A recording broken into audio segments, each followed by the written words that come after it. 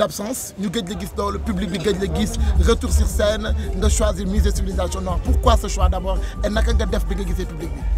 waaw choix bi li ko waral mooy c'est parce que vraiment Musée Civilisation dafa représenter suñu culture et bi ma gisee public bi mën naa ni vraiment am naa fierté am naa contenté am naa beaucoup d'émotion.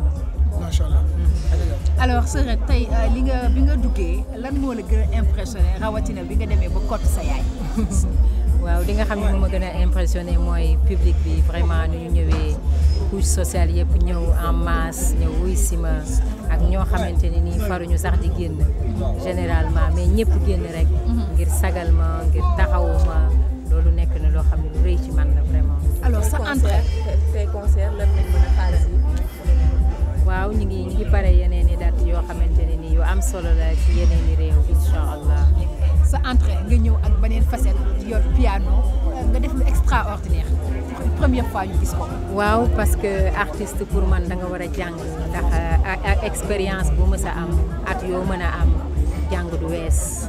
voilà jàng pour performer sa musique jàng pour gën a ci am xam-xam yu bees jàng pour wane sa mën-mën jàngit pour joxe leçon de vie comme quoi àdduna lu mu metti metti au lieu ngay toog di jooy mën nga ci profité mu jëlal la leneen te defe naa ni sama toog bi ma toog ñetti at yi ma musiqueul jàng naa ci gis naa ci leneen ak leneen te loolu nag tey laa bëggoon a won sama public loolu laa leen bëggoon a li nga programmé woon ak li am est-ce que attente bi amul wutewul kontaan naa lool maa ngi leen di gërëm di leen sant di gërëm presse yi di gërëm Sénégal di gërëm fans yi di gërëm partenaires yi di leen gërëm yéen ñëpp. Alors vos impressions 3 ans d'absence vous êtes de retour sur la scène musicale sénégalaise quelles sont vos impressions par rapport à cela? Je suis profondément émue et honorée de l'accueil qui m'a été réservé par le public. Fière d'avoir retrouvé, fière et contente d'avoir retrouvé le public sénégalais, mon peuple, ma famille, ma patrie, mes fans. Merci à vous tous et merci à vous de la presse. Merci. Est-ce qu'on peut s'attendre à d'autres initiatives? Oui, nous préparons des tournées, nous avons des organisations en vue, Inch'Allah. Le moment venu, nous vous en ferons part. Merci à vous et bonne soirée. Et à très bientôt. Merci beaucoup. Merci. Alors, waaw ñu ngi lay nuyu ñu bàyyi la nga nuyu ñu lay dalal. ma nuyu ñaan waa Sénégal. waaw waa Sénégal waaw. non man waa Afrique laay nuyu. waa Afrique ati. parce que je suis très content aujourd'hui. dama kontaan Kumba sama doom la. dama ko seeti keroog. ma ne ko bul am benn sikki sàkk ni yow di nga dellu ci sa sago. di nga retrouver sa foi. di nga retrouver sa pêche. ce que tu représentes pour la jeunesse africaine. ñëpp xam nañ te yàlla dina la delloo si sa sago ba nga continuer sa liggéey parce qu'on compte beaucoup sur elle pour son leadership.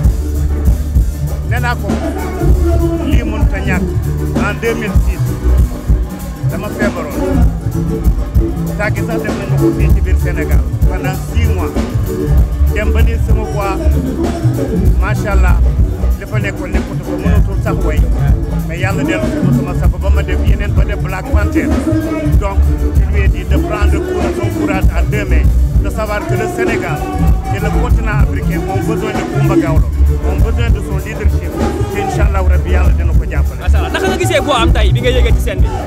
mais j'étais très content de voir que le public est toujours là parce que bari na lu nit di am ay gàllankoor son public les gens qui l'aiment bu ñu dëgërul bu baax dañuy dem bàyyi ko mais on a vu que c'est tout le Sénégal qui avait envie de voir Coumba et le public bi fi nekk ont bien représenté le Sénégal aujourd'hui avec les médias vous êtes tous là donc ça veut dire que vraiment la musique sénégalaise de surcroît la musique Coumba Gawlo fait continue à vibrer dans nos cœurs. ndax doyen gis nañ la ci kaw scène bi presque da nga jooy presque jooy nga lan la sa xel dem exactement.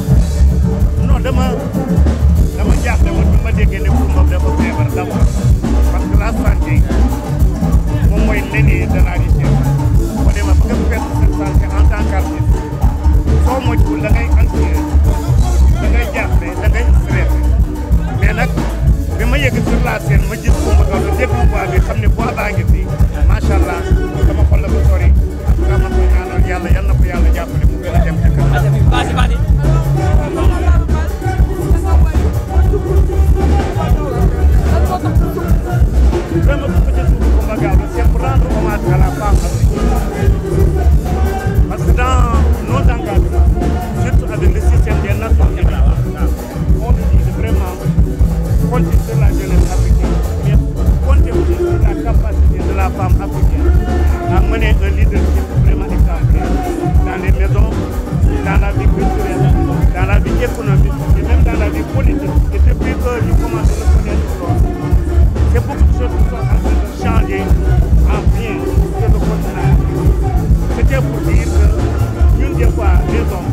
war nañu mën a am doy ak doy boo xam ne mën nañu ko dëkkal mooy jigéen ñi bàyyi leen seen saa yu jël leen en tout cas je suis très content de l'avoir fait et c'est un symbole très fort envers la jeunesse féminine au niveau de l'Afrique. Merci.